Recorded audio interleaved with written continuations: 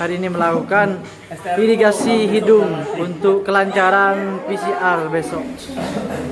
Oke, 1, 2, 3. Nah, untuk PCR tes di Bandara Jepang itu berbeda ya.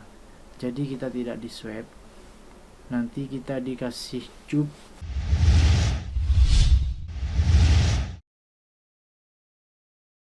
Assalamualaikum warahmatullahi wabarakatuh. Selamat malam teman-teman, konbanwa. Ketemu lagi dengan saya di sini. Ya, ketemu dengan saya terus. Alhamdulillah ya, seperti biasa kabar baik di sini. Semoga teman-teman juga di situ kabar baik juga. Dan hari ini saya mau memberikan informasi penting. Ya, mudah-mudahan benar-benar penting dan bisa bermanfaat untuk kita semua.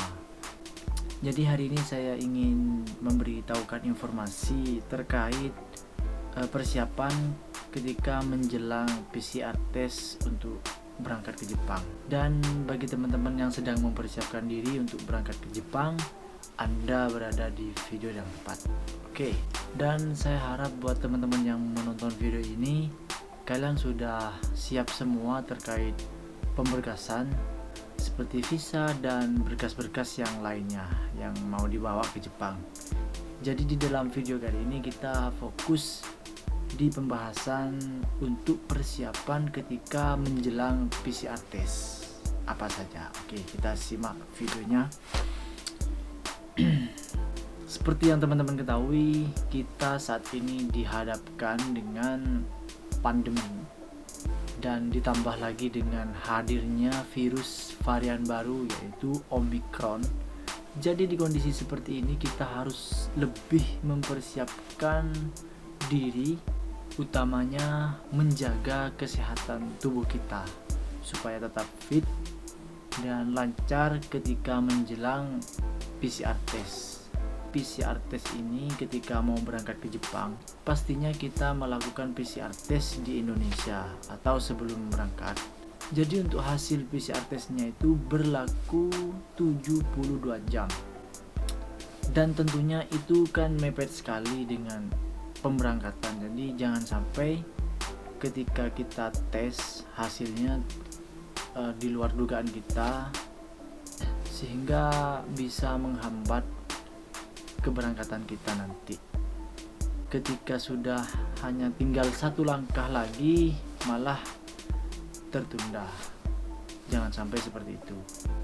Buat teman-teman yang mau berangkat ke Jepang karena menunggunya sudah lama sekali, saya harap, saya doakan semoga hasilnya negatif dan semuanya perjuangannya lancar.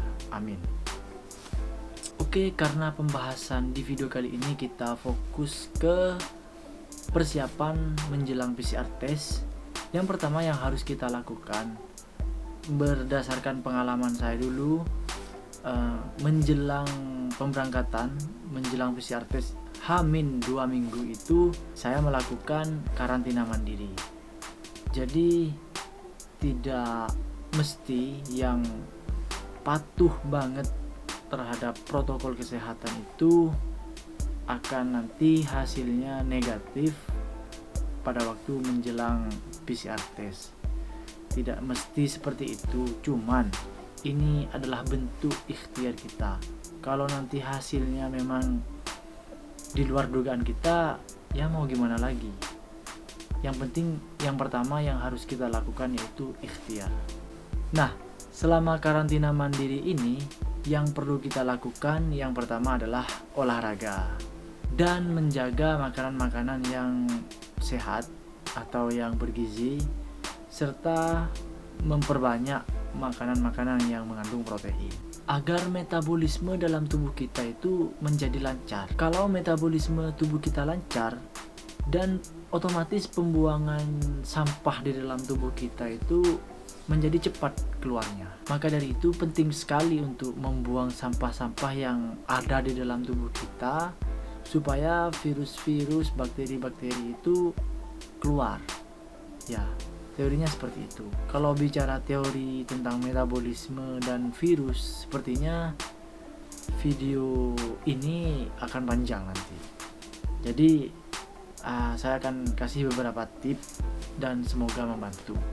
Oke, di sini saya akan bagi beberapa tips, yaitu saya di sini sudah tulis ada 7 tips selama saya karantina mandiri menjelang PCR test sebelum berangkat ke Jepang. Dan alhamdulillah hasilnya sesuai dengan apa yang saya inginkan, lancar, dan semoga teman-teman juga, amin. Tips yang pertama tadi yaitu memakan makanan yang mengandung protein. Nah, kenapa makanan berprotein itu bisa melancarkan metabolisme dalam tubuh? Ya, makanan berprotein itu bisa melancarkan metabolisme dalam tubuh. Nah, kalau yang karbohidrat itu 5-10% berpengaruh terhadap metabolisme kita. Kalau lemak itu lambat. Seperti itu. Yang kedua, minum air. Banyak minum air. Ya, tentunya meskipun tidak saya kasih tahu minum air, tentunya teman-teman pasti minum air setelah makan. Cuman ketika karantina mandiri ini, minum airnya ditambah atau disesuai porsinya, mungkin sesuai dengan sesuai dengan anjuran-anjuran kesehatan. Tentunya tidak perlu dikasih tahu lah, teman-teman sudah pasti tahu sendiri takaran-takaran berapa yang harus teman-teman minum per hari. Karena berdasarkan riset juga, minum air putih ini bisa melancarkan metabolisme dalam tubuh, yaitu 10-30%. Yang ketiga yaitu olahraga. Ya, olahraga itu tentunya bisa melancarkan metabolisme. Dengan bergerak, kita olahraga, mungkin lari, bisa keluar rumah, lari-lari, itu juga membantu melancarkan metabolisme dalam tubuh. Yang keempat yaitu angkat beban. Bukan angkat beban kehidupan ya. Ya, angkat beban ini bisa juga melancarkan metabolisme juga, karena berkaitan dengan otot-otot kita yang bergerak, yang terus dilatih. Yang kelima yaitu tidur yang cukup. Buat teman-teman ini ya yang suka begadang, untuk kali ini saja, untuk menjelang PCR test saja, ini benar-benar dijaga pola tidurnya.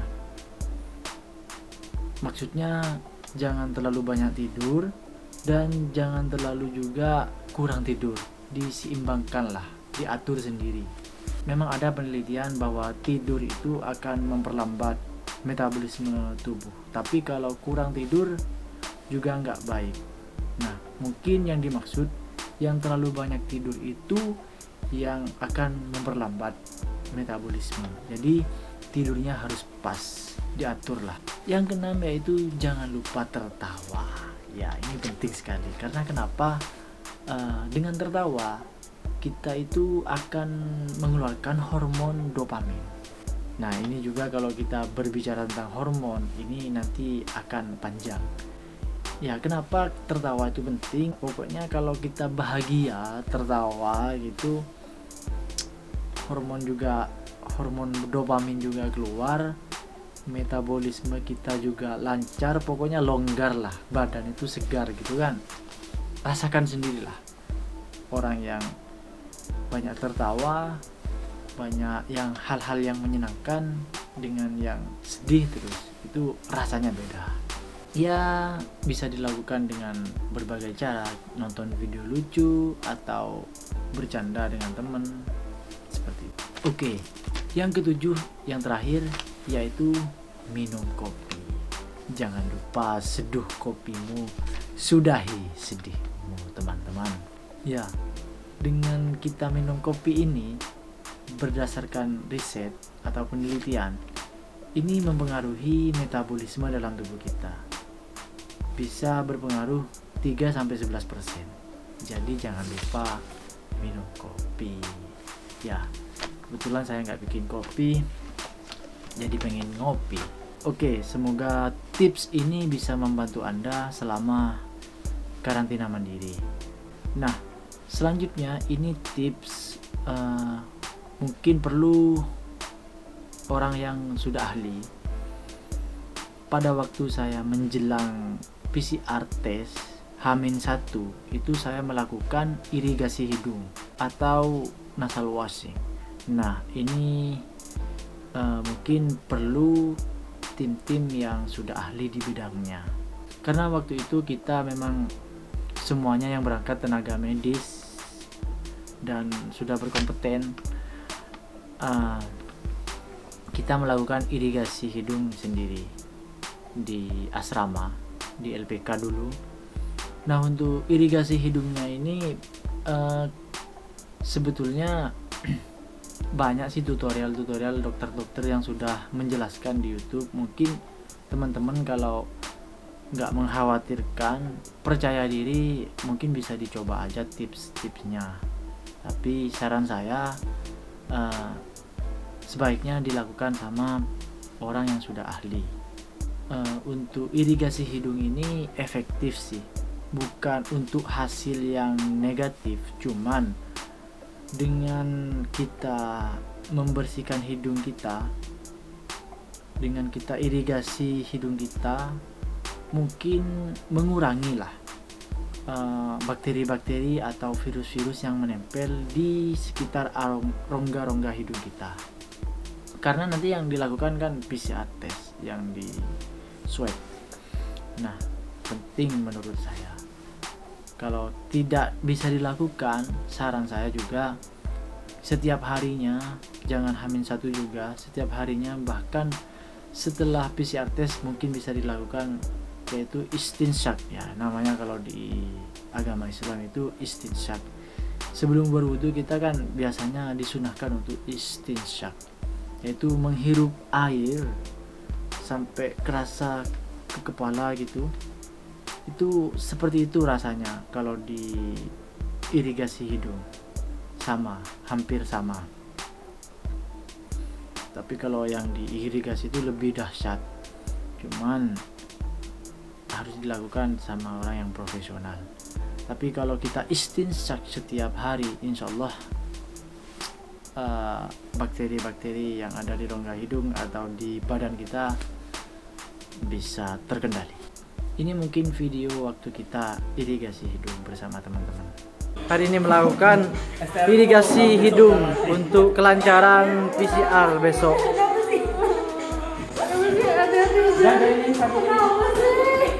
Ini bos. Ganti gelas yang lain. Udah kan? Ada 2, 3. Ya aku malu lah. Gimana perasaannya, Mas? Kurang nunduk. Perasaannya kurang nunduk. Terakhir ya. Oke, 1, 2, 3.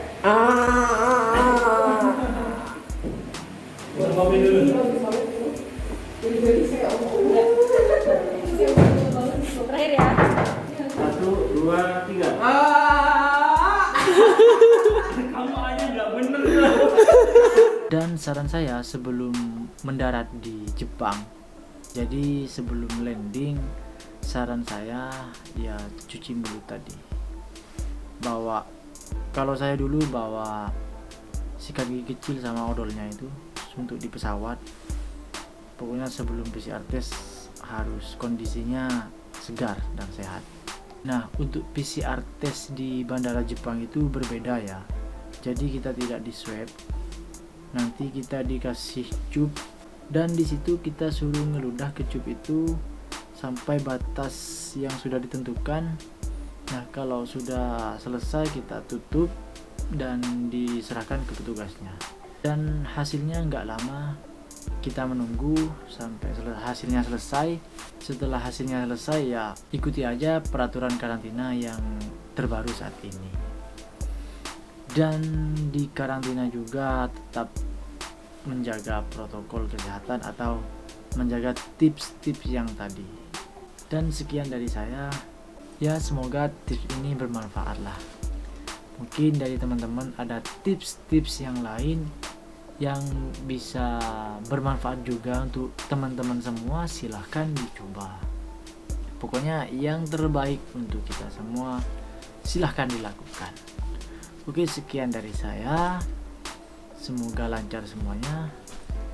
Wassalamualaikum warahmatullahi wabarakatuh. wabarakatuh. Bician.